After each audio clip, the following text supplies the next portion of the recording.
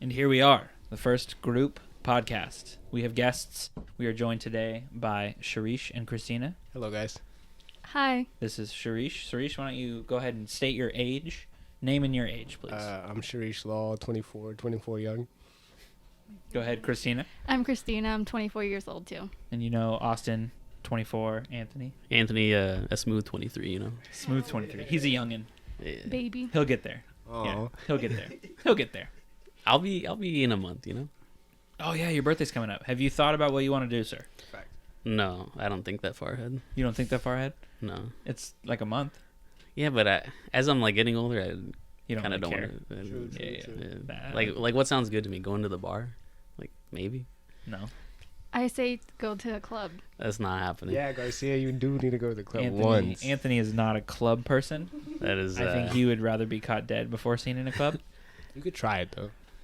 It's just not my scene, but you know, I don't know, maybe check out one of the cider bars that I haven't been to. There's a couple in Portland. Is there a couple? Yeah, Sharice showed me one the other day. Oh, Yeah, cool. I forgot the names, but I sent him some weird links, so. I don't want to know the details of those links. No, appropriate. Okay. Safe for work. Safe. Yeah. All right. Safe for work. That's a good idea. So we have everyone gathered today to talk about Japan. Everyone in this room has been to Japan. So I kind of just wanted to get everyone to talk about their experiences in Japan and how they overall felt about it. Whoever would like to take the lead. Christine, you want to go first? Yeah, since you've been recently. Only 2 months after you guys. But, so Japan was my first time being in Asia. And when I got there, it was really overwhelming. It was a big culture shock for me because nothing was written in English, of course. And we came during the worst time. It was during rush hour. So the train stations were super packed.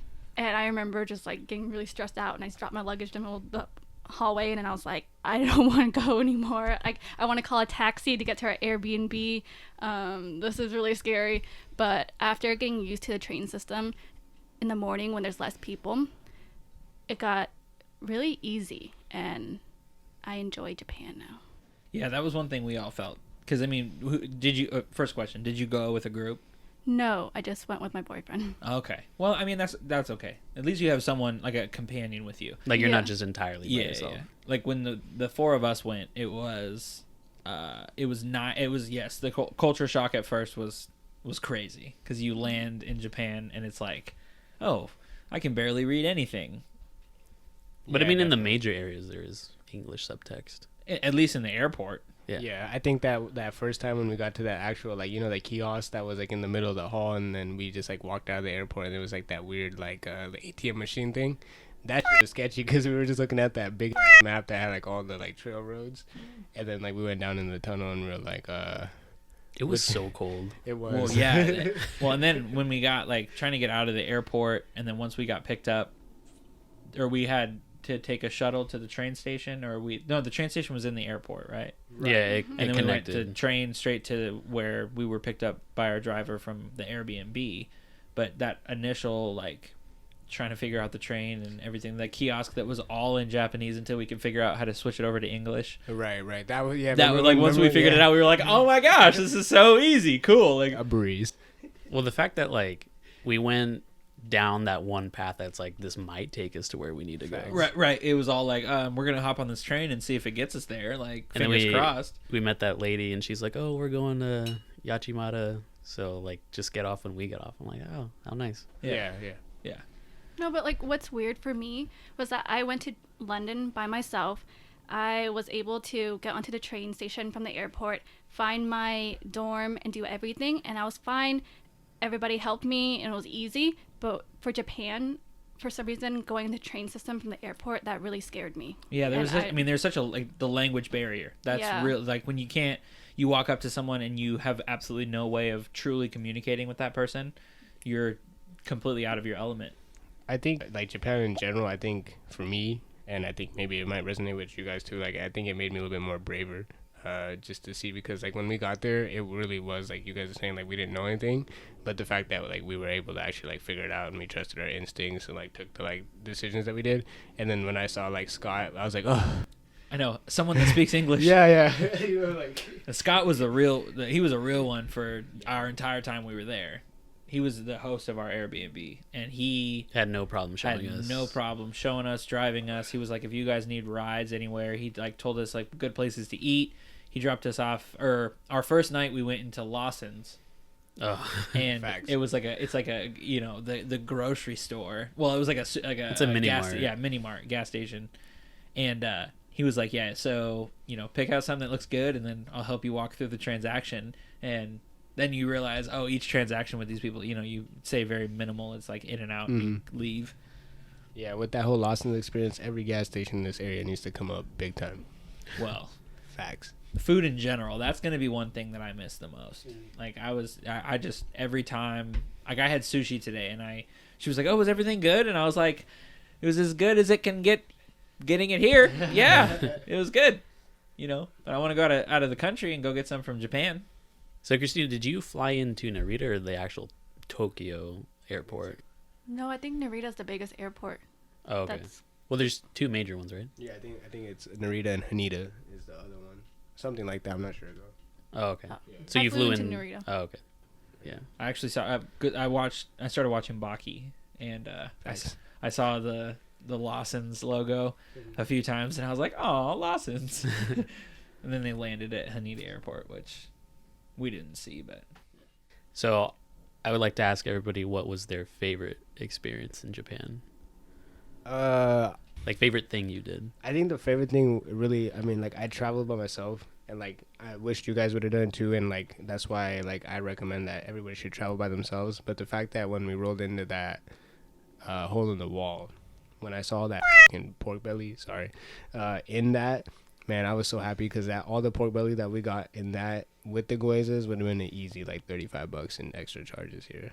the ramen spot that we pulled up. yeah. Yeah. So that was in what was the hipster town called? Was that Shinaka. Shino Kitazawa? Yeah, I think. Shino Kitazawa? Yeah, that's right. Yeah. So that was the best food experience we had when we were there, minus the first night. Because like when we got there the first night, Scott took us to that one restaurant, and we got the thing that was on a platters. burner. Yeah. The thing that was on like a burner, and it was a platter of food, and it was like what, $12. It was crazy. That was because we were trying to use Google Translate on the menus. We were trying to like sit there with Google Translate on the menu and try and figure out like. And it only did like certain Yeah, words. and it only did like certain words, and they wouldn't give you any indication of like you're like, oh, this is sun fried jelly beans, and you're like, that doesn't look like anything. I don't know what's going on. So your favorite was traveling by yourself? Yeah, when I went to Nagoya, I got to, since I work at Toyota, like, I'm just a big car guy. So when I went to the museum, like, I found out that they had their hands in, like, other things besides cars, like electronics, fabrics, like, kind of, like, it seemed like Toyota was, like a heavy hitter back in the day, and they had, like, the guy himself, the guy that is named, like, Toyota. Yeah. He like has like all these quotes, and when he got in the automotive industry, he just said that he saw like the competition rising around him, and he was already doing so well that he was like, oh, I'm gonna like adventure into this, and like I drive a Toyota pickup now. Like that's crazy. Did that influence you to get the pickup, or did you wanting one for a while? I know I definitely got into mini trucking. For people that know what it is, like I'm already been a low and slow kind of person. Like I'm not about like horsepower and stuff. So like I'm been a cruiser, and then when I was in Japan and I seen like all the cars, I was like, hell yeah. But just traveling by myself, I got to, do what I wanted to do. And I wish, like, we all, like, should travel by ourselves at the same time, Just that experience within traveling with you guys, like, traveling by myself and just kind of getting the time to do what I wanted to do was pretty cool. Traveling by yourself or going, like, with Christina and her boyfriend. Like, just the two of them. Like, when we went to South Korea, Anthony and I, we managed things in a completely different country a lot smoother than when we had four people's opinions. And that was something that we were saying, pretty much the whole time, like, yeah, it's cool, we're all great friends, but to do collective travel with four people, that's just too many opinions. Facts. A lot of minds. Yeah, it's just too many, cooks in the kitchen. That's interesting you guys said that, because when my boyfriend and I were in Japan, we wish we went with a group. Oh, really? Yeah, because it kind of got a little boring, and we wanted a group to help us and we actually ran to someone from Portland, and he knows Japanese, so that was like my favorite memory. Nani? Answering your question, Anthony, that was my favorite memory in Japan because he took us to all these cool bars and restaurants, and we got to meet his friends in Tokyo. Oh, that's super and cool. yeah, that was like that was a fun night. Yeah, that's a good way to do it. That's crazy. What a small world. I mean, we met someone that spoke English, and he was traveling, but he wasn't from Portland. Yeah, I think he was like Yeah. going backpacking. Yeah, he helped us through that train station when we were struggling for sure. Oh no, we're talking No, about this is when, when we we were in- went to South Korea. There's a dude who had been backpacking. Oh, like, my bad. multiple countries, and he said he was leaving Japan because he felt lonely. Yeah, he was like, yeah, I don't have anyone to hang out with, so I'm just gonna go. I was like, what? I wish I had just like. Well, he said, I think he had said that other countries he had just meant like friendlier strangers, and I think because in Japan, people are friendly there, but everyone more kind of reclusive. keeps to themselves. Yeah. Yeah. I mean, like, just like how you're saying, like, with the whole group thing, Christina, like, me and Jeremy had our days, like, when you guys went to South Korea. So, like, me and him went to Akihabara the first day while you guys were over there. And, like, we kind of just nerded out and saw cars since he's into cars, too. So, like, we checked out some cars that we ran into some alleys.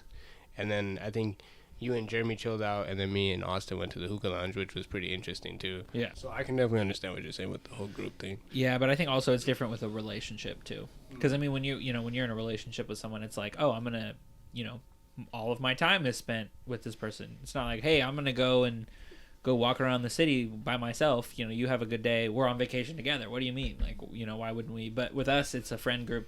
I was able to be like, hey, I'm gonna go and, I'm gonna kick it. I'm gonna stay back or whatever. The Airbnb though, that's always a good choice. Yeah. The Airbnb was definitely. What kind of Airbnb did you guys have? We had an apartment. It was a 3-story apartment What? because it was really small, like narrow, and so the first floor was the living room and kitchen. The second floor was the office, and the third floor is where our bed was. Huh. But there's only one bathroom in the bottom floor, so we had to go down all those stairs to go Oh, to that the sucks. bathroom. Yeah, we had a little. It was like a. It was a guest It was a school before. It used to be like a samurai school, but then it was like a guest house. But it was all separated just by the wall, like the moving panel doors, and so it was just basically one big room that had a kitchen and a bathroom, and then you had the panel doors. It's like that we were able to open and close, when we wanted to change and stuff. But I had watched a vlog recently about some people that went to Japan, and they had that same thing where like they went to bed at like 9 or 10 p.m. and that all their friends got up at like 3 a.m. Upon landing there, and everyone's like, I can't go to bed. Oh, the lag. yeah, well, we didn't go to bed until what, 5 or 6 in the morning the first night that we were there. Well, I think that's when we all got up. It was like 4 a.m. I think the on the first adrenaline night. was still Oh, running that's through right, us. right. Yeah, we went to bed and then we all got up. We were all wide awake at like 4 a.m. And they're all It's saying what like, the oh yeah, we're waking up and we're all like super hungry. Yeah, I'm Yeah. like super hungry. Like, We where were do we eating. go? And yeah, we bought so much food. So, with you guys, like, what was like your favorite experience, Austin?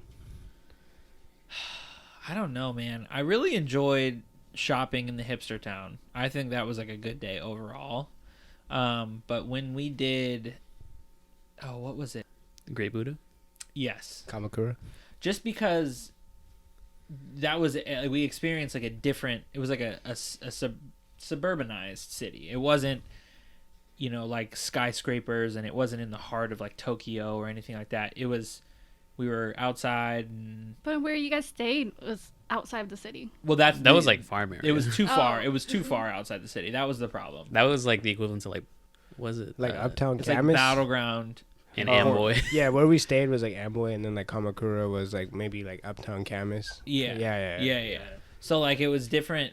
It was a different area. Like walking into that Starbucks when we went to that Starbucks, it was like, That was tight. this is the craziest Starbucks I've ever seen. This thing is so cool. And then we had to do the trek through the little town to go get to the great Buddha statue, which, I'm not Buddhist, but it's 40, cool. 50 feet tall. It's huge. Like, it was cool. Yeah, that was a cool experience. I don't know. I don't think I had like one favorite. That's the problem. Well, what was like, okay, so if it's not favorite for you, like, I know that for me, like, the experience that I said wasn't like my favorite either. It was like my most enjoyable, I guess. Right. I really enjoyed the food. Just in The general. gyoza. Yeah, I mean, going my favorite. just actually, I mean, I have to say, South Korea was cool. From Yeah. as little as we experienced it, South Korea was cool. But it was also like, hey, we're having to travel as Japanese like we were going from the Japanese airport to the South Korean airport and back to the Japanese airport. It wasn't like the attendants were like looking at our stamps. It's like, you just got here. Yeah, you just got here. Like, we landed yesterday. What do you mean? Yeah, we took off immediately. I'm glad that you guys did that, though. I mean, it's crazy that the fact that we went like 3,000 miles and then you went like another like 200 miles to get a tattoo. We took like 6 planes in the matter of like 3 days. Yeah, it was 6 plane trips, 6 planes, and countless subway trips. Travel more. So tired. Travel more. But I wish we would have stayed in South Korea longer. That was my one thing. Like, only being there for half a day and then leaving the next morning, like super early. It wasn't enough. We only got to do the tattoo and then the surrounding area, which the one thing I will say that was crazy was the taxi driver that we had or it was an Uber driver, right? Yeah. Well, he was like Uber and taxi. Yeah, Uber and taxi driver that we had was crazy. I mean, after all the stories that you guys have told us or told me, I mean, Christina, you know about a lot of this stuff. Well, like the pictures that you showed us and stuff, I always think about, that famous like picture of the Beatles running through the crosswalk. That's like what I imagine you guys doing. Like, like dude, we were like on the move. I didn't think we were gonna make the appointment on time. Dude, we landed and we immediately went from the airport to the train and tried to figure out the train station thing. And then we had to and it was much farther than we anticipated. It was. The appointment was at 3 p.m. We got there at 2:57. Yeah, we got there in the nick of time. and then we were there until what, 8 o'clock? I think we wrapped up at like 6:45. The appointment, but we ended up like getting in our cab at like. That's right. Afterwards we sat and waited. We didn't get back to the Airbnb until like 9 o'clock. So, like, when you guys got back, like, what did you enjoy, or what was your favorite whole experience, Garcia? I think for me, I liked Kamakura. Seeing the Buddha area was really cool, but also I'm just a sucker for katsu. So that katsu we had in that area was like A1. That was good. And I mean they had that's where I first tried taiyaki as well. The little the taiyaki was delicious. Do you remember that? Wait, is that the octopus thing? No, taiyaki's the dessert pastry. Okay. Yeah, I always mistaken that with teriyaki. Yeah. I think when you got that, I think everybody got a pack we all tried it. We had some of his. I think we it came like 8, and like then we all went back and got some. I was like, dude, these are too good. I'm not gonna not get some. This is crazy. And then when we went to the hipster town is when the guy was making them fresh. Yeah, he made them fresh for us with green tea. With green tea, yeah, that was another thing. Green tea complimentary with everything you get. Yeah, true. It was crazy. Did you do any like shopping, like major shopping? Like all of Tokyo is a big mall. Right. Like the only thing to do there is shop and eat. Yeah. There was buildings that were, that one mall that we went to. Oh my gosh. At Akihabara. How many stories was it? It was like 8 floors or 6 floors. It was a mall that had different like sections of the mall were divided by like, electronics and then home goods and sporting goods. It was like Costco on steroids. Facts. That electronics department was crazy. It was crazy. Everything is like so, tightly packed together. Yeah, and in your face. It was.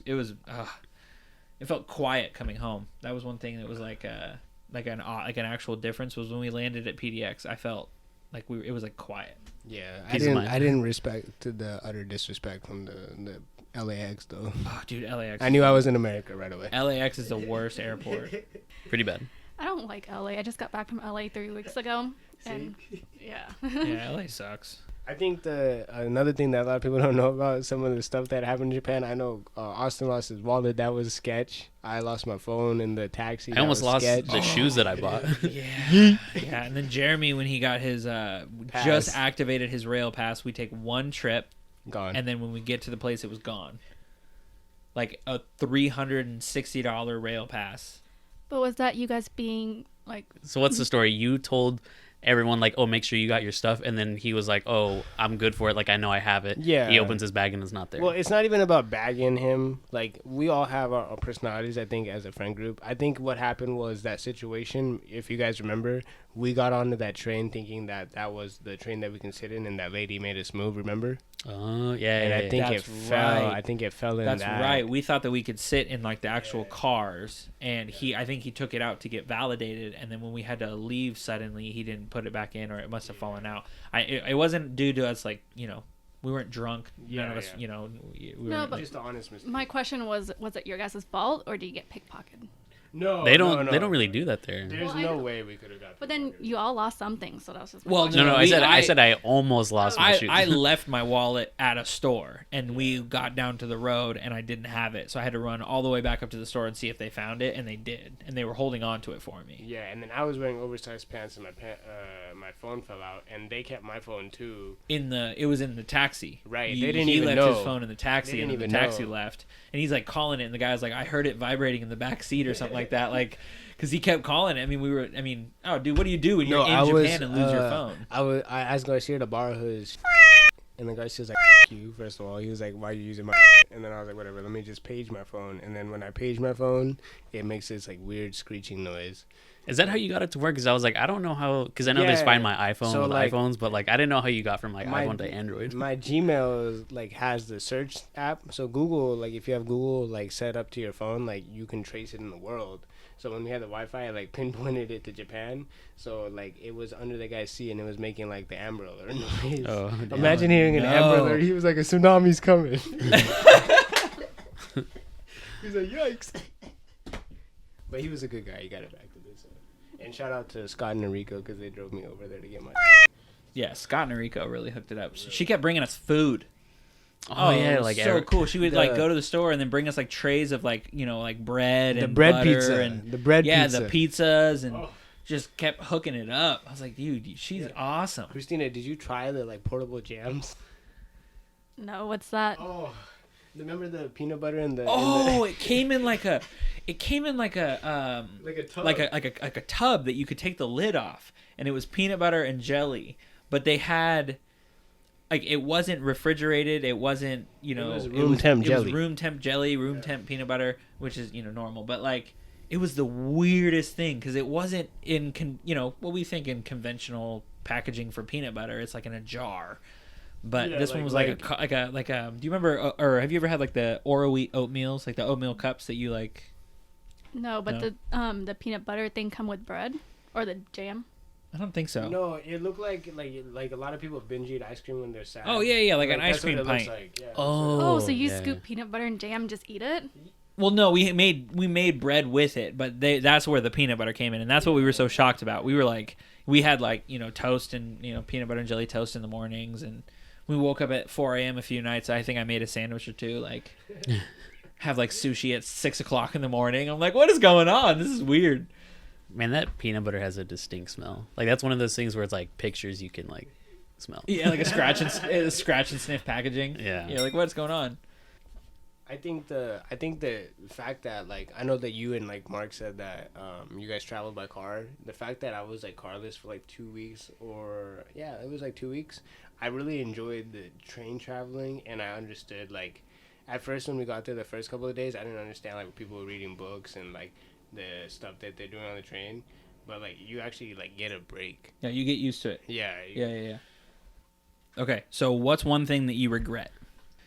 Just like where we were stationed. Like, I mean, opposed to people that hear this podcast that are local, we probably stayed. This is Vancouver. We had to travel to like Longview, maybe a little bit past Longview every day to get to like where we wanted to go. Yeah. Every day, and then travel back. Yeah, so it was an hour in, hour out every time. So if we wanted to be in Tokyo by 9 a.m., we would have had to leave 6 a.m. from the train, one of the first ones that they run. Yeah. We were just so Figure out far where out. Yeah, where we need to go. Yeah, we were just so far out. So yeah, that location where we were based out of, that was a big one. What about you, Christina?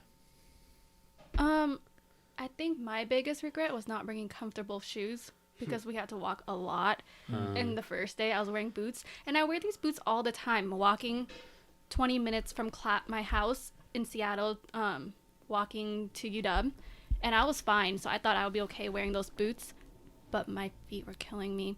So I had to go shopping for new shoes for me, and we spent a day shopping, so we kind of wasted a day looking for shoes. How long were you there? 12 days. Okay, yeah, about the same. Yeah. Yeah. What about you, Chip? Um, We're talking about regrets. Regrets, yeah.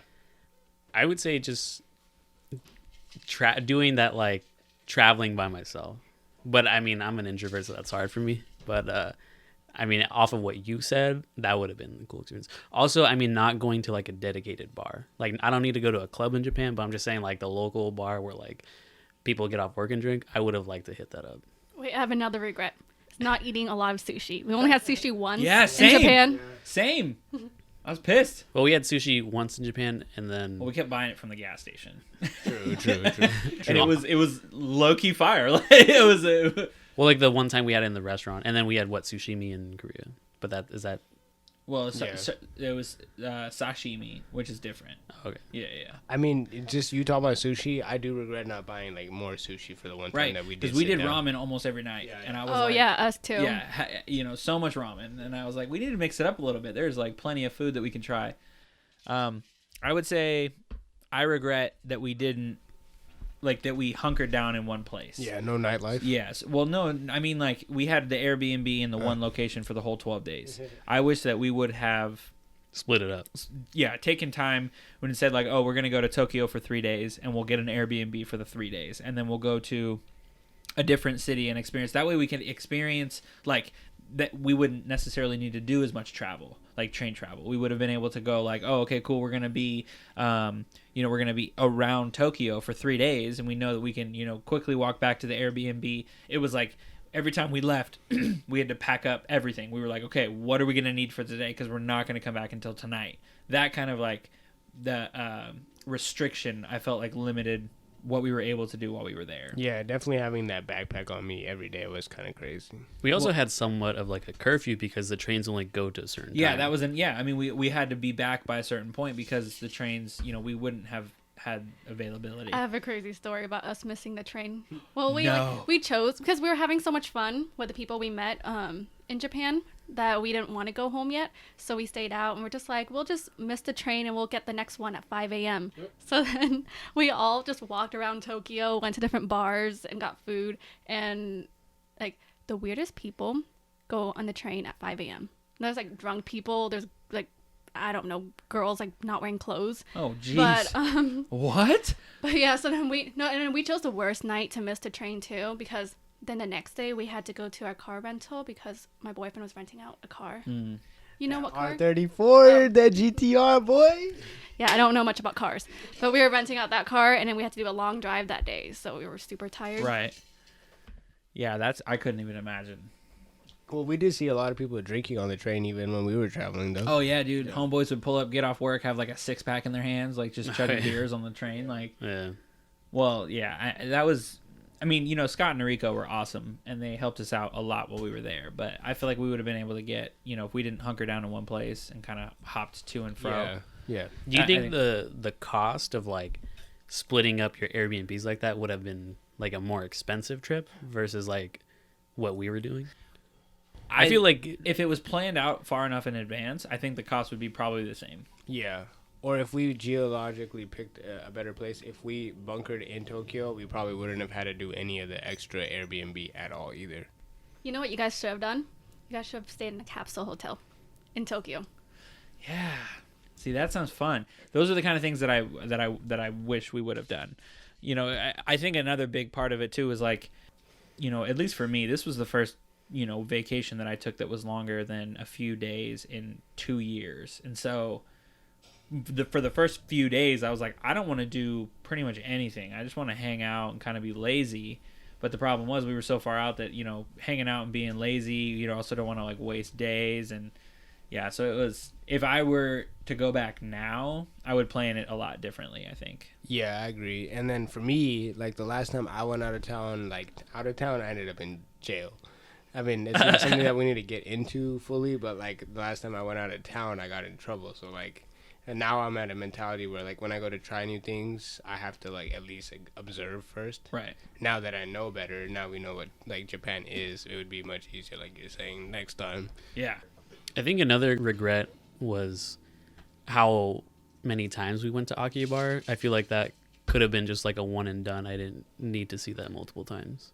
But it's a cool, like if you're into the gaming and anime stuff, but like I would say if you're gonna go there, just to go there that one time, and unless you like really like it, I don't think you need to make a point of return. Yeah, I'll agree with you on that, but I like the fact that we went to Akihabara multiple times because the fact when you guys were in South Korea, me and Johnson went and we went to this like ramen shop where like you would just run into like old heads that are smoking.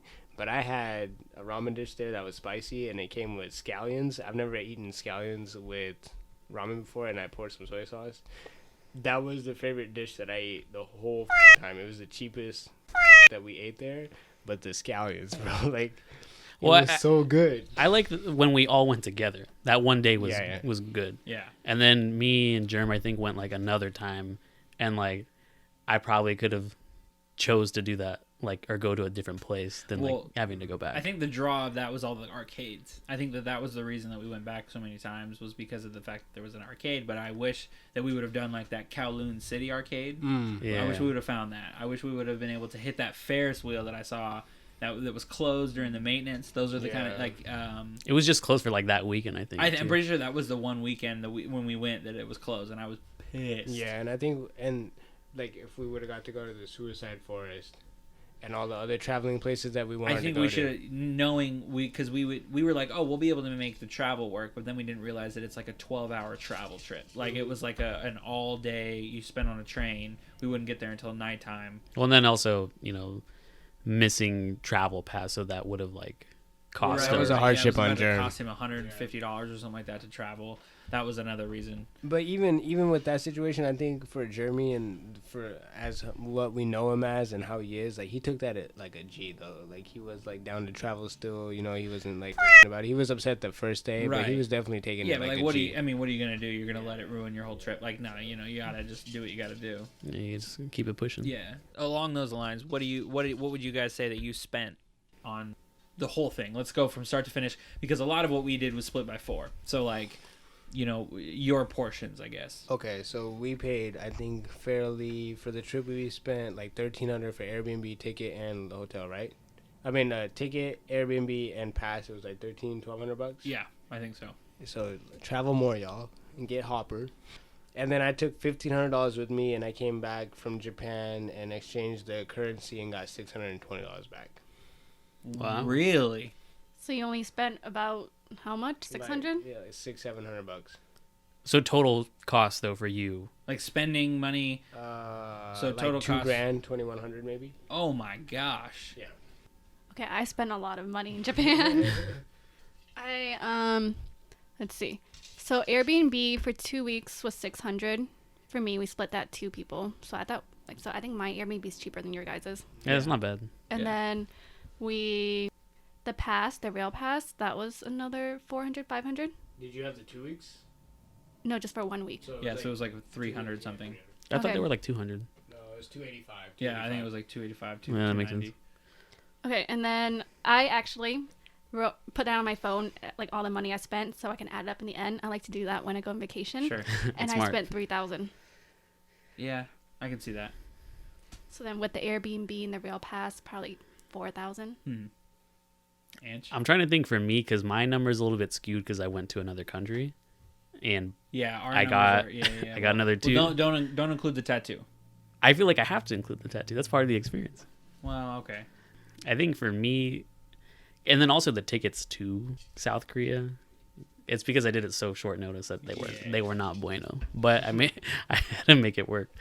So for Japan alone, I think I'm gonna say like maybe 2,300. But I think with the South Korea expenses for me, like close to 3,300, because my tattoo is 400 and the tickets to get there were 600. On top of like, I think I spent like 100 over there just recreationally on like food and stuff. There's no way you only spent $100 in the 2 weeks. No. I'm saying for Like souvenirs and stuff? no, in South Korea. Oh, in South Korea. Oh, yeah. Okay. I haven't even taken account of like, so okay. Food. I mean, we're talking like everything. Right? Everything. Like, I would say probably 35 then. right. Okay, that's what about 3,500. That's what I'd say. Because like We did 500 a piece for the plane ticket, and then 500 a piece for the Airbnb. Mm-hmm. So, and then we were, 1,300 for the rail pass and everything. And then I think I brought $2,000 and only had $150 to $200 left when we came back. So like I spent almost $2,000 just on stuff for myself. I mean, just food, train travel, all the extra stuff that we did. Shopping. I bought myself a bunch of stuff. I spent $120 on shoes and all this kind of stuff. Like, you got to get the maxes when you're in Japan. Facts. You got to get the you got to count the maxes when you're in Japan. Hey, bro, Japan shopping is crazy. So, and I also, but I mean, at the same time though, if you take that over the 12 days, we also, like Sharish said, we were living like kings. Facts. We were going out and getting like $15 entrees and stuff, and spending $45-$50 at the Lawson's for a couple days worth of like snacks and stuff. Yeah, so it was cool. I think for me, I only spent the least amount of money because of the fact that I don't think I came back with anything. I came back with from Kamakura, and cheap stuff in Kamakura was cheap. Yeah, you didn't really do a whole lot of shopping. Yeah. I spent probably $60 at that sticker shop. Yeah. Oh yeah, B-side. That place was B-side. dope. It was cool. I think I came back with 100. Yeah, I didn't come back. That's very what I much. came Garcia came back with drip, ladies. I also didn't have paid vacation when we were gone either. So I got paid for all of that. I came back and I was Me like, too. I need to get right to work. Yeah, my company doesn't offer paid vacation. What do you think is like the least amount you could get away for like a trip like that? I think. Like, how much would someone have to save up to go to Japan for 2 weeks? Well, roughly? it depends on, because the problem is we didn't just drop $3,000. Like we were able to buy the tickets, 6-8 months before we bought them in September. We So did it it in was- like bursts. Yeah, we did it in Our bursts. So spending. we bought the plane tickets in September. We left in February, and then we bought the Airbnb. We paid half of the Airbnb up front when we did it in September, and then you did the other half like a week before we left. Yeah. So that was able to it was kind of able to save up. I wanted to bring with me $2,000 in cash when I went over to Japan. So I got 1,500 or I left 500 in my account and did 1,500 in cash when we left, because I wanted $2,000 spending money. So you're already in 1,300 and then $2,000 spending money. So so I would say probably 3,500. Be ready to just spend 3,500. Well, like, now that I think about it, I think I might have had extra money, because when I talked to my parents, my dad told me to keep like 500 American cash, like in case of an emergency. Right. So that's why I came back with so much money extra. So I exhausted my funds, but the money that I came back with was like the leftover that I didn't end up for emergencies. Yeah. So I didn't count that. In 'cause case something stupid that happened. was just like my money in my bank account. Yeah. But I think that You could easily do it with like $2,000 if you're smart. if you're savvy. But I if would say like the healthy amount for someone if they're looking to go to Japan for like 2 weeks. I think to save at least 2,500. Yeah, yeah, agreeable. And then if you want to ball out, like 3,500, $3,000 will get you a great time. And an international tattoo if you're about that life. I wanted a tattoo. No, I'm just trying to think of like ways I could have saved money. I don't know. we only went to a grocery store one time. So, question with that. No, we went there twice. The grocery store? Yeah. No, we went to a different one. We went to a different one. No, we went to like the Whole Foods equivalent, We and then we went- went to that like Walmart one. Facts. Well, yeah, but the Walmart one, we went shopping for clothes. I had to get that bomber jacket drip, you know. Yeah. Okay. Well, so with that, like, since we didn't do all the like partying that you did, were like drinks and all that stuff expensive, Christina? No, we didn't really. We bought a bottle, and in Japan you can drink while walking the streets. So we just pre-gamed while walking, and then Wow, that was great. yeah. So we saved money. We didn't have to buy drinks at the club. What did you guys buy over there? Like, what was the bottle you guys bought? We bought vodka because it was cheap. But I know like whiskey's a big thing in Japan. True. Oh, I had this matcha beer and it was so good. Ooh, I'm not a fan of matcha. Oh. Yeah, I wouldn't. That doesn't. I wouldn't. That's the green tea, right? Yeah. I've seen my mom drink that, and she said so I don't do matcha either. So. No comment. Anyways, no, I don't. I had some of that. I'm sure it was good. I mean, Japanese cider and some Japanese beer over there, and that was we tried sake. Yeah. it was good. I don't like sake. But on the matcha beer on the menu, it says order this drink for your health and beauty. And I was like, okay, I'll order it. Okay, I mean, if you insist, why not? That's funny. What is something that you wish you would have brought with you? Like that you would have known ahead of time, been more prepared about? Comfortable shoes. Comfortable shoes. I had this whole knack of trying to at least learn like the common like Japanese phrase, like knowledge about the language. Right. I think probably just like a point and shoot camera versus just taking photos on my phone. Yeah. Because I mean, iPhone quality will only get you so far. Yeah, bringing my camera was the best thing I ever decided. Was one of the best things I did. However, I wish that I would have packed a little bit more. I really didn't need to bring my Switch. Like, yes, it was nice on the plane. And yeah, I played it almost every night when we were there. But, like, it added a lot of weight to the travel. Really? A Switch? Well, it was in my backpack with my laptop and my camera and all the chargers that I had. I brought my Bible. I had a ton of stuff with me. I packed so heavy that they broke my suitcases when we got there. Yeah. I packed so heavy. True that. Because I had a tripod too. And I didn't want to leave my tripod on my bag because that adds 20 pounds to my bag. So I'm carrying around 90 pounds on my back. So when we were traveling, I put my tripod in my suitcase. And that was a big no-no. I can understand what you're saying because the only piece of electronic device that I took besides the camera was my phone. Right. Oh, man, But I had my laptop because I wanted to setup. edit pictures. I had my Switch, and again, the Switch was nice on the airplane because we were, the flights were 12 hours, 11 hours. I had my iPad. I had my Switch. I had some expensive headphones. I mean, as far as like accessories go, that's like what I brought. That was just for me to like kill time though. Right. And I would also advise anyone to just bring a battery bank with you. Facts. Yeah, Just I had because, two, and we didn't have enough. you're out all day and, you always want to keep that phone charged just in case. Facts. What about you, Christina? About what? Is there something that you wish you would have brought with you? But she said shoes, right? Yeah, I said comfortable shoes. shoes. That's right. Yeah, that's right. Yeah, because Yeah. we did a lot of walking too. That was another thing. For I sure. thought Vans would be tight. Nope. The first night you guys were gone, me and Johnson went to Akibara. Me and him were about our shoes the whole time. Oh, dude. and it was cold.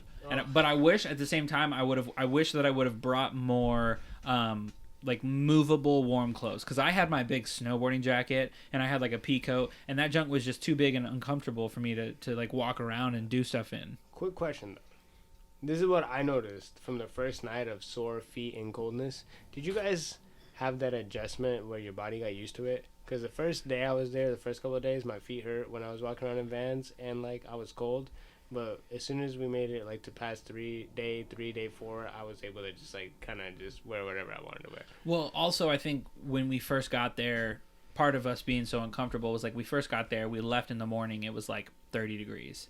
But then by the afternoon, it's like 60, 70 degrees. And, we're taking off layers. We're having a bunch of crap that we have to carry and all this kind of stuff. Like, that was one of the things I wish that we would have, if we would have had an Airbnb that was closer to the areas that we were traveling to, we wouldn't necessarily have had to carry as much. Because when we would leave the Airbnb for the day, we would bring everything we have with us. And we're like, all right, cool. What am I going to need for the day? So, yeah, that would be another thing that I wish we would have done differently.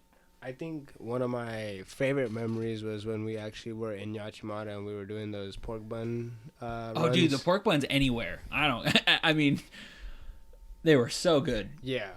And when we got the pork buns and we were coming back, right? We ran into that random guy that gave us the ice cream. That was like one of the best ice cream bars. That was where That was we were the first at. day. That was the first day that we were there. The full day when we walked to the like that 7-Eleven. Yeah. Yeah, that was in where we were at in Narita. And then Where did we That say? was our first venture group, Yachimata. well, we were like Yachimata. in the Narita area, but I think the actual like district was Yachimata. Was it Yachimata that where we were at? Yeah. Oh, okay. Yeah, that was the first day that we all went out and explored. Those were the 7-Eleven, first- free ice 7-Eleven, cream. free ice cream, and then we went to dinner that night. I think Yeah, that was all the same day. Yeah. Good times. it was cool. Did you have like a random encounter that you enjoyed, Christina?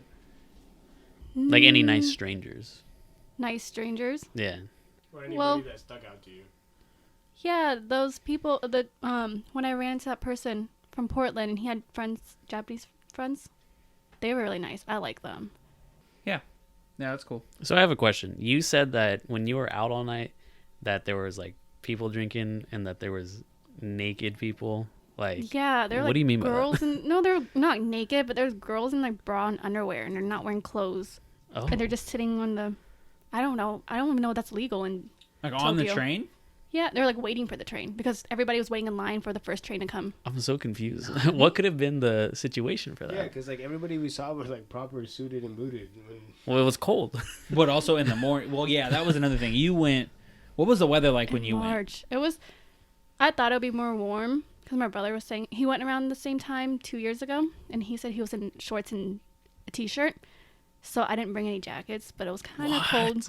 No, it was kind of cold some days, but like, I think just like a long sleeve would have been good enough. But I went during cherry blossom season, so that was really nice. It straight up snowed one of the days that we were there. It snowed a couple times. It snowed a couple times, but there was like a good 2 inches of snow from one night. Like it was crazy. Yeah, like we saw the snow in Japan and then came back to North America and then saw the snow again. Yeah. Yeah, Jeremy and I almost got killed by a fox. What?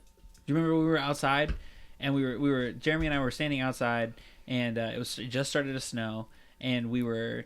I remember the cat being out, but not no. the fox. So there was an animal. We heard like something rustling in the bushes and I was like, that sounds a lot bigger than the cat. And then all of a sudden behind us from the house, the cat walks out. And I'm like, okay, that's definitely not the cat. Like, it's not fast. And then I was like, dude, I'm going to go inside. And Jeremy was like, no, I think we're good. And he turns and looks. And he said that there was a fox that was standing there. And I like lean over, saw it. And I was like, I'm going inside. It was Songo's fox, man, from Inuyasha.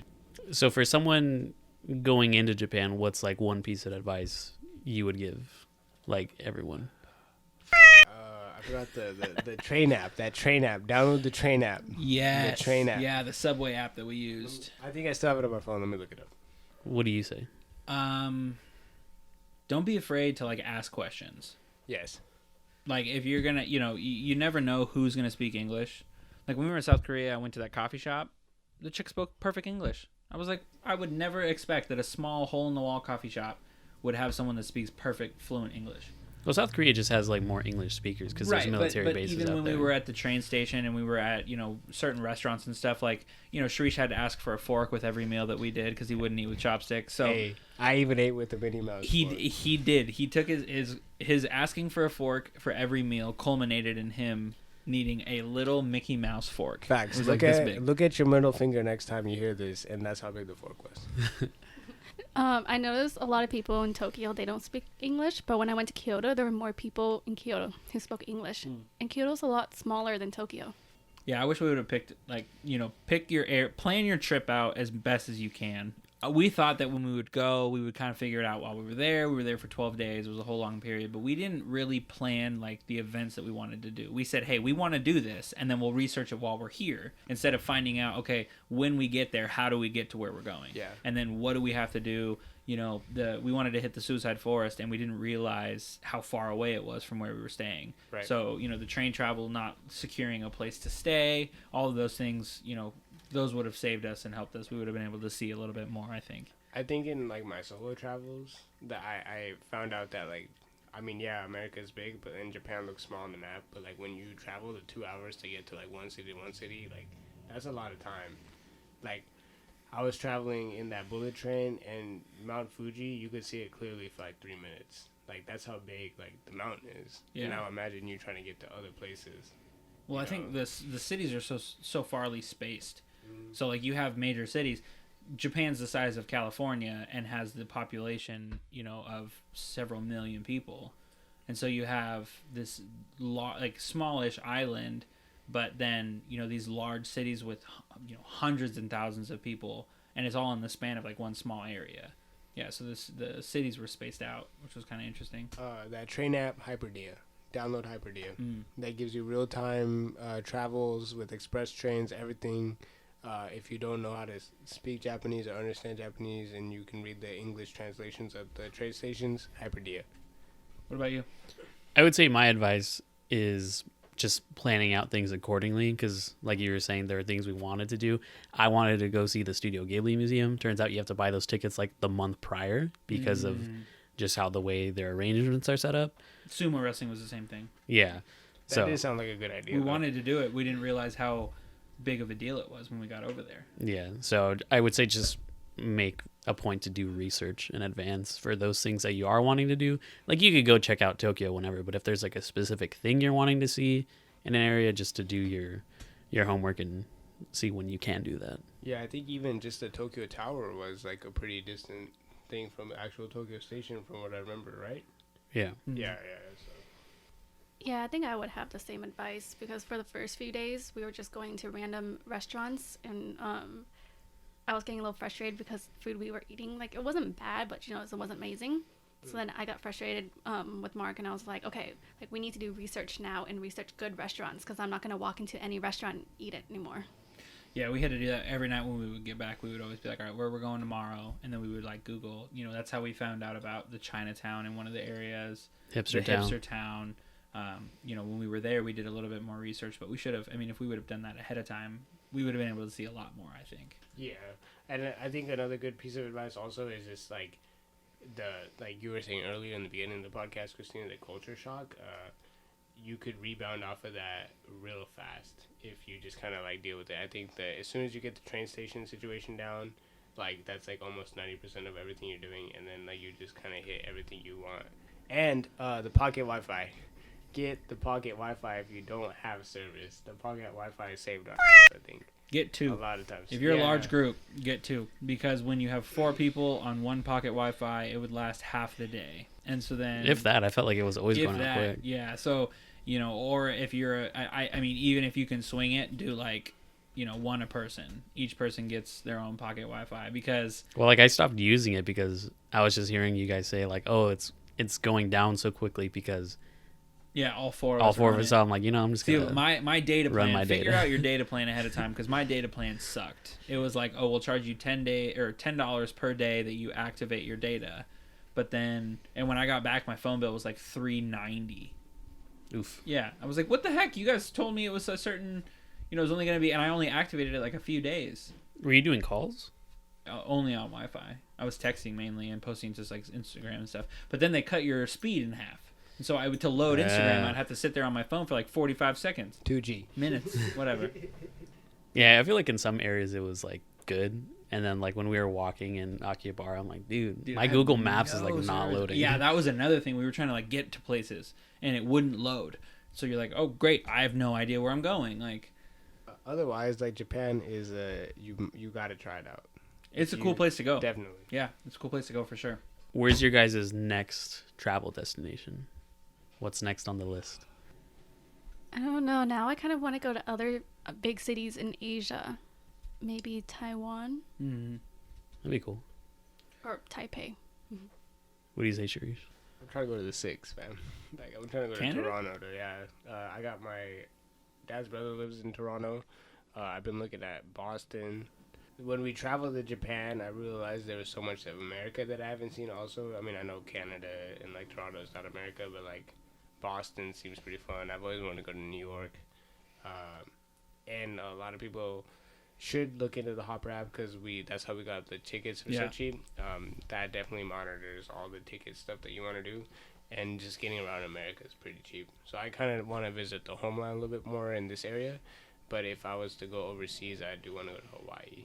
I'm trying to, eat some pig on the beach. You feel me? I will say South Korea, just because there's more that I would like to see. We were only in Seoul, and I could see like Busan and all that other stuff. And South Korea just had like a really cool vibe to it, and I feel like, another just experience. I plan on going back to Japan. I don't know when, but I will. Me too. I will do it. My next like vacation is going to be on my honeymoon, so I think we want to go somewhere that's like, I would love to go to like Europe or like Ireland. Yeah. I think going to places like that would be cool. I would love to see the UK. Yeah, I love Ireland. Yeah, Ireland is a big one for me. I think it would be cool to go experience, kind of like Belize or Brazil. I think that those would be cool places to go travel to.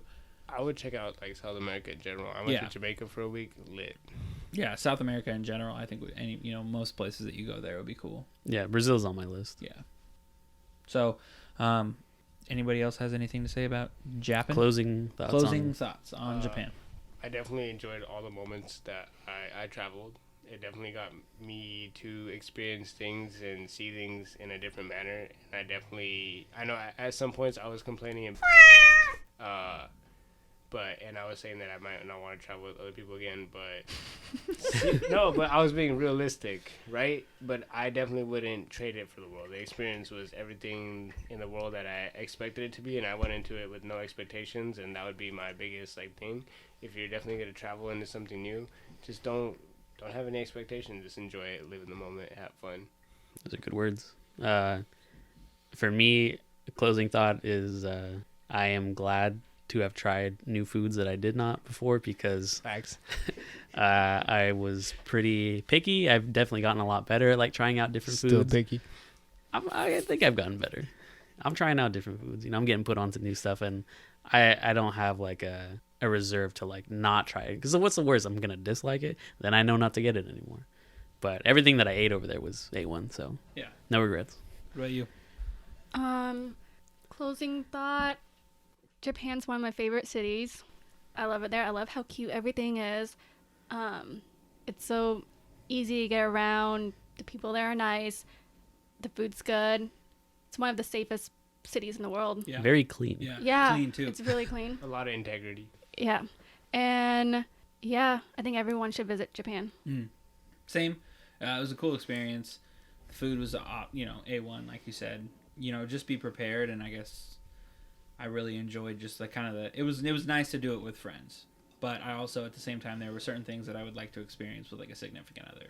Doing some like, I would love to see the cherry blossom trees and some of those, kind of stuff. And then as a photographer, I wish I would have ventured out a little bit more in that too. But overall, I had a great time. It was fun. 10 out of 10. Yeah. Yeah. Good times. Yeah, good times. Good times. All right, now that our chit-chat about Japan is over, it's time for hypothetical time. All right, so we got a good one. This week. You find a book and begin to read, only to discover that it is your life. You get to the point that you're at now. Do you turn the page and keep reading, knowing that you can't change the events that are in the book? Well, since you're asking the question, like, what would you do? Me? Yeah. No, probably not. So you're not going to continue reading? No, I don't think so. If I got to a point where I realized that it was my life, like I might do like I might maybe read like a few years at the most and find out kind of what's on my immediate future.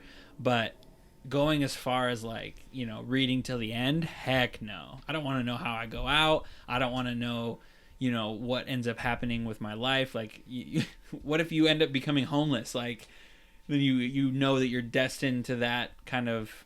And it's weird to think that you can't change it. So, like, even if you read a tidbit that was like, you will become homeless at like 50, like, how are you going to try to like change that? But you can't. Right. Right? Right. Oh. I mean, knowing that it's already been written. That's like some That's So Raven stuff, What if you get to the point where you are now and there's only a few pages left? That's even worse. Like, that's even worse.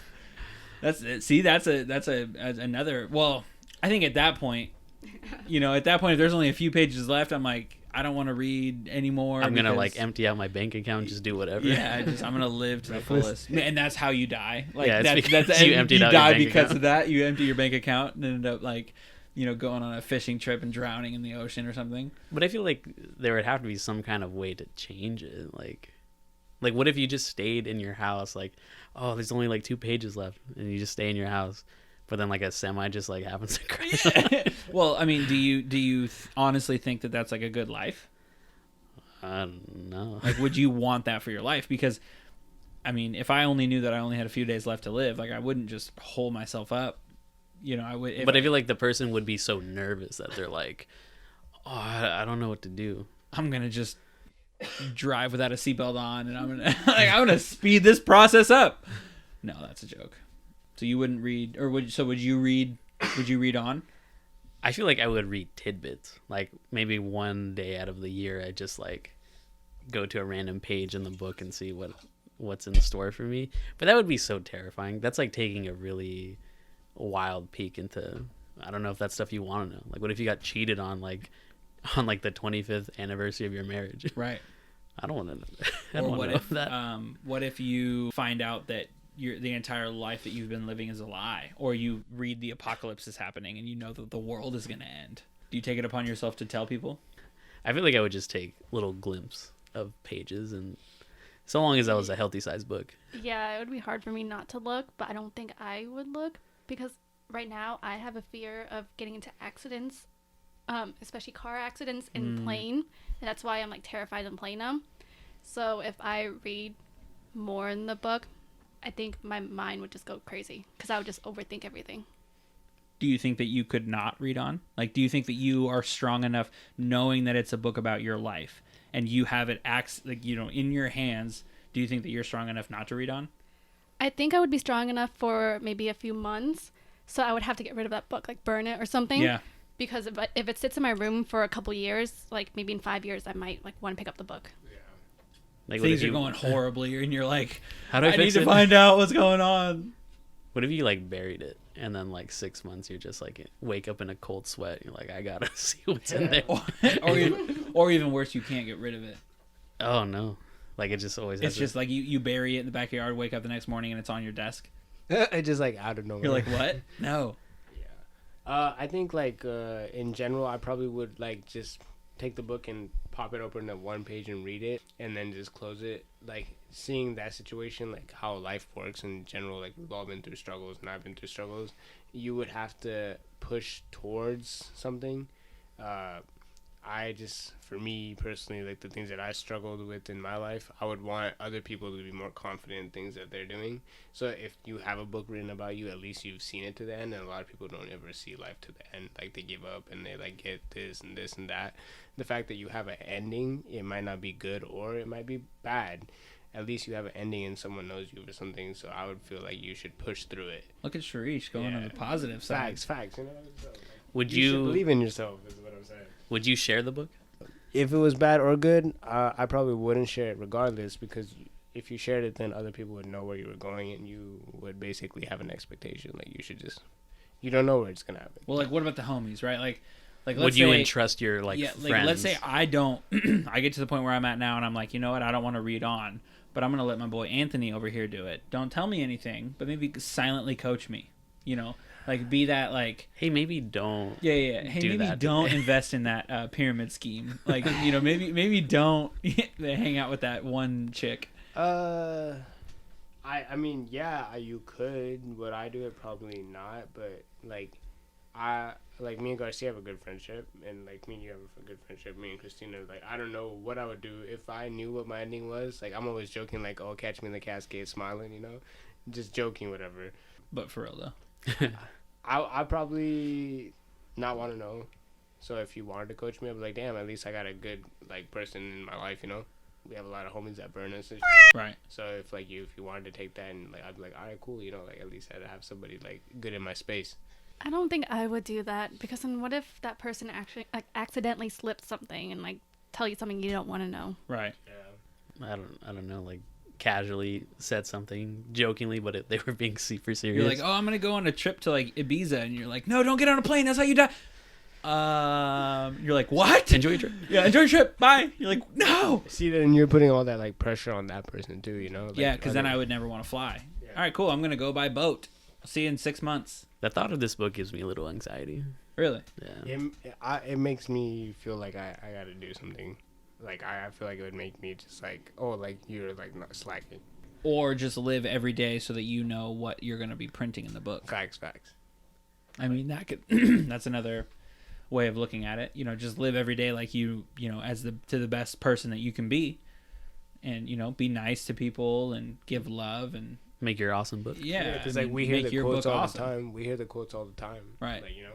I mean, I guess we're in a unique position where that book is not written. So, yeah. I mean, it is, but some predetermined fate. Yeah. Well, so, like, with that being said, like, do you guys believe in destiny?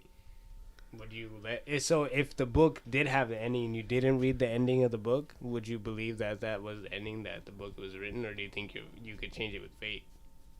Well, isn't fate means it's meant to happen? Destiny you can kind of forge. Oh, maybe I'm wrong. Is that how it? I think so. Yeah. Fate is how it plays out as it's supposed to be. You can create your own destiny. Like it's fate that you met your significant other in the way that you did, versus it was destiny that you're gonna find somebody and you actively went out and did something about it. Yeah. Okay. Since you corrected me, right? So there's all those situations like people are like, oh, you won't walk again, but they walk. So would you, like, if they said you died or you were homeless, you'd be like, no, I'm not gonna be homeless, and you changed it? You So- think that was possible too? I think that's destiny. Okay. So I think fate is you're going to be homeless, and no matter what you do, you end up homeless because that's the way that it was supposed to be. Do you guys believe in fate or destiny? I think you have a choice. I don't know if I would call it fate or destiny. You just call it a path. I think that, God orchestrates things to your well-being, but it can change. I could have gone down a path of criminality and have been in and out of jail for the last 3 years. But I only went the one time, and after that I was like, all right, I'm cool. I'm not going to come back here anymore. So I think that, there are certain things that we can do to change our path. You can always take steps in different directions, definitely. Yeah, I think I agree with that one. I don't know if I believe in fate. Yeah, just from like what you guys are talking about. I have nothing else to add.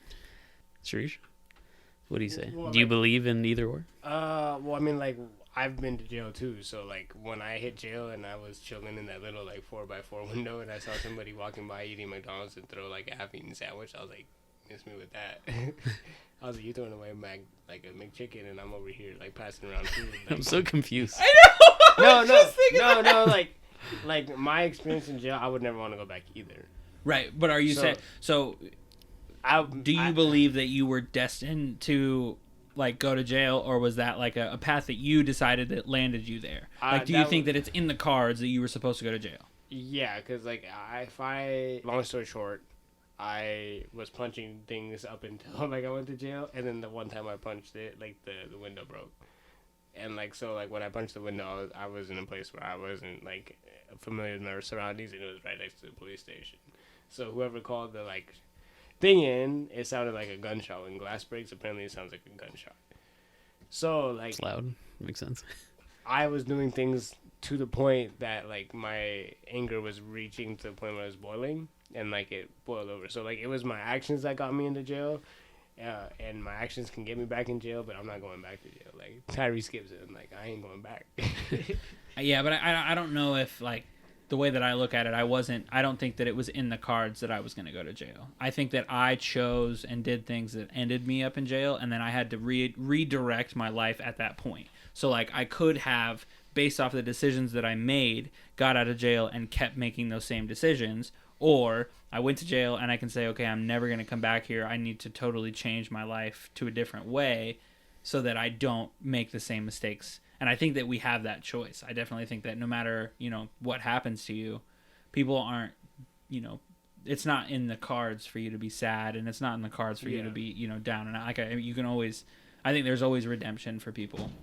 Right. Well, I mean... And I think some redemption for people. In the situation you're asking, I would say I believe in you making the destiny more than fate. Right. Because, I mean, we all have faith in ourselves and, like, the world and God. If I'm wrong, correct me, right? But, like, ultimately, like, you get up and decide, like, if you're going to push forward. Yeah. Well, I think there's a certain level of, like, personal responsibility you have to take, for sure. What is something that you guys feel is something that's unique? Because, like, one thing that I struggle with is, not struggle with, but it's more, this is what fascinates me, is the difference in people and the uniqueness in people. So, there's 4 of us here. We all grew up in the same area, went to school together, we've known each other for a long time, and yet we are all, at our cores, so fundamentally different from one another. And so, what do you think is something that will always remain, like, I guess, the same in people? Like the constant? Yeah. Like, what's the constant in people, do you think? Are you speaking, like, in ourselves, or what? Like, everyone in this what room? do you think is something that we all have the same quality of, or the same, characteristic, the same constant between the 4 of us and between everybody else? Despite people being so different, what do you think is one thing that is not so different between people?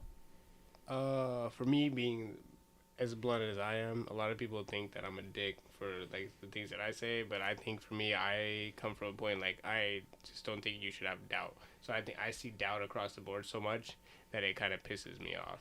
Like, what are you doubting so much for? Like, why do you have to be perfect? Why can't you make a mistake and learn from it? That's my thing. Doubt. I think doubt across the board is what I see the most.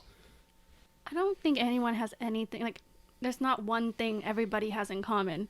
there can be like a bigger group of people that like, you know, like the same thing, or a big group of people who act a certain way, but just not everybody. It's going to be like that. But everybody has an opinion, but their opinions are different. That's the only thing I have to say. I like Anthony? that. I like that answer. Okay. A constant people is that I think everyone has fears and they're like varying in difference, but I think people are just vulnerable, and I think it's like up to you and the people you surround yourself to like kind of amend those things and like work at like not fixing them but like getting through them. Right. Everyone's more similar than you think versus like different. So I mean, people have different backgrounds and upbringings, but in some light, we all kind of like share similar things about each other. I think everybody has the capability to love. And I think that's one thing, that no matter who you are or where you come from, you have a capability to love. It's a matter of if you use it or not. The people, I guess the immediate like contradictions that I can see are like, oh, like what about like serial killers and, you know, child molesters and, you know, all these kind of people. And it's like, I don't necessarily know. I don't think that they are not capable of love. I think that they like what they choose to love is just something that we all disagree on. Do you think they're absent of love? I don't think so. Or that I think that they loved love at some point? They just, well, I think that they do. They do love. They just love killing instead of, you know, I love spending time with my friends, right? Like, Yes. I think that we're all capable of love. It's just a matter of what you're choosing to love. Yeah, like what it defines. Yeah, because there. I mean, again, you know, I've not that I know people personally, but there are certain people out there that just love causing mayhem and destruction. Yeah. But they are still capable of expressing that feeling of loving something, and I think that's something that we all share. Not just the first thing that came to my head, I guess, at least. It's interesting. It's interesting what you said about fears, though, because I mean that's another thing. I think everybody fears something. Like, I don't think that there's one person out there that doesn't fear something. I feel like anxiousness like lies within everyone too, just at different levels. Different levels. I feel like in this day and age, people are like more anxiety driven than like. Well, I think it depends on what it is. Or at least too. they're more vocal Yeah, about it. I agree. Yeah, now that you guys are mentioning emotions, yeah, that changed my answer. What would you think is like an emotion that you think everybody like has? All of them. Like, anyone can be angry, or they can, have fear. Yeah, Just all the big emotions. yeah, that's a good. I mean, it's a good answer. I mean, everybody's at least capable of feeling something, whether or not it's, you know. I don't think that there's those people that are out there that are like, oh, I'm just stone cold neutral. They don't have feelings about absolutely anything. I mean, unless they're lobotomized. Yeah, or they mask it. But see, that's the thing is. But even if you're masking something, that's still like hiding somewhere. Yeah, you're just not letting those on. The people that are like, oh, I have no feelings, I have no whatever. Like, no, you do. You just choose not to let those out. Well, like my thing is like, if you're talking about emotions, I just don't see why we talk about bad emotions so much. Like, why can't good emotions come up much more? Like, I don't hear a lot of people talking about like, oh, they're happy, or like, right. Oh, I feel like I have courage, or I feel like brave today, or like, you know. Why can't we, if we're always talking like the positive stuff, why is like fear always coming up, or why is like depressed always coming up? That was just what came up to mind. Yeah, definitely. Well, definitely, but I think that's, you know, he's touching on something. People need to be joy filled, and we need to talk about it more. You can't turn on the news now and all you hear is negative this and negative that. No one's ever talking about like, oh, you know, a baby otter was born today and it's so cute. Like, no, a school bus full of puppies drove off a bridge, and you're like, why do I want to hear about this? This makes me sad. All right, guys. Well, The only thing I wanted to say about the fate and destiny thing is that I think both exist. Like, I think someone could be destined to do great things, and that it was like a fate that ultimately led to it. So I think like the two can coexist. That's how I feel about it. interesting. Yeah.